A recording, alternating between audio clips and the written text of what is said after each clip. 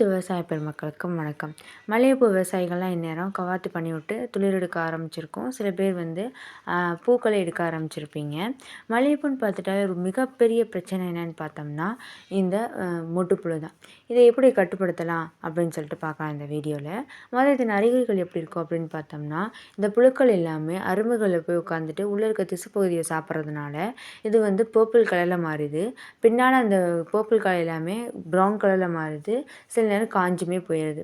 சரி, இந்த புழுக்கள் எப்படி இருக்கும் அப்படின்னு பார்த்தோம்னா, க்ரீன் கலரில் உடம்பு பகுதி இருக்கும், பிளாக் கலரில் வந்து தலைப்பகுதி இருக்கும்.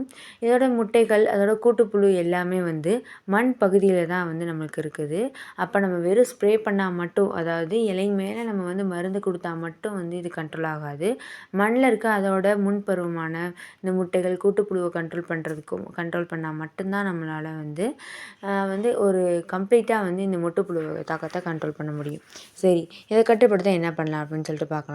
வாரத்துக்கு நம்ம வந்து அந்த மொட்டுப்புழு தாக்கம் இருந்த அந்த மொட்டுகளை ரிமூவ் பண்ணிடணும்.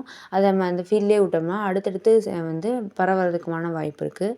ரெண்டாவது, நம்ம வந்து லைட் ட்ராப் யூஸ் பண்ணலாம். லைட் ட்ராப், ஃபெரோமோன் ட்ராப், இனக்கவர்ச்சி பொறிகள் யூஸ் பண்ணலாம். அது மூலமாக வந்து இந்த அதாவது என்னென்னா மொட்டுப்புழுவோட அடுத்த பருவமான மாத் பருவம் வந்து நம்மளை வந்து அந்த பருவத்தில் வந்து நம்ம கண்ட்ரோல் பண்ணலாம். அதுக்கடுத்து மூணாவதாக நம்ம என்ன பயன்படுத்தலாம் அப்படின்னு சொல்லிட்டு பார்த்தோம்னா, நம்ம ப்ராடக்டான இன்ஃபினிட்டி அல்மைட்டி பயன்படுத்தலாம். இன்ஃபினிட்டியில் 5 வகையான நுண்ணுயிர்கள் இருக்குது. Metarhizium அனிசோஃபிலை, Beauveria பேசியானா, Verticillium Lakhani, Verticillium கிளாமிடோஸ்போரியம் மற்றும் நிமோரியா ரிலே. இந்த 5 வகையான நுண்ணுயிர்களும் நம்மளுக்கு மொட்டுப்புழு, அது மட்டும் இல்லாமல் மல்லிகைப்பூல வரக்கூடிய இலைப்பேன், வெள்ளைப்பூச்சி, நெமட்டோட் அதாவது நூற்புழு, இது அனைத்தையுமே கட்டுப்படுத்தக்கூடியது. அது கூட நம்ம அல்மைட்டி எதுக்கு பயன்படுத்த சொல்கிறோம் அப்படின்னு சொல்லிட்டு நீங்கள் கேட்டிங்கன்னா, அல்மைட்டியில் 11 வகையான நுண்ணுயிர்கள் இருக்குது. 3 உரமாகவும், 3 பூச்சிக்கொல்லியாகவும், 3 பூஞ்சான கொல்லியாகவும், 2 பயிரூக்கியாகவும் செயல்படுது. அப்போ இந்த நேரத்தில் நீங்கள் மொட்டுப்புழுவையும் கண்ட்ரோல் பண்ணிடலாம். அடுத்தடுத்து அரும்புகள் வைக்கிறதுக்குமே நீங்கள் இந்த மருந்தை பயன்படுத்தும் போது ஒரு நல்ல தீர்வு உங்களுக்கு கிடைக்கும். எப்படி பயன்படுத்தணும் அப்படின்னு கேட்டிங்கன்னா, ஒரு ஏக்கருக்கு 500 கிராம் போதுமானது. இதை வந்து நம்ம 3 டோஸாக கொடுக்கணும். வந்து ஸ்ப்ரே மூலமாகவும், 2 மற்றும் 3வது டோஸ் வேர்வு சிகிச்சை மூலமாகவும் கொடுக்கணும். இப்படி கொடுத்துட்டு வர்றது மூலமாக மொட்டுப்புழு தாக்கத்தை குறைக்கலாம்.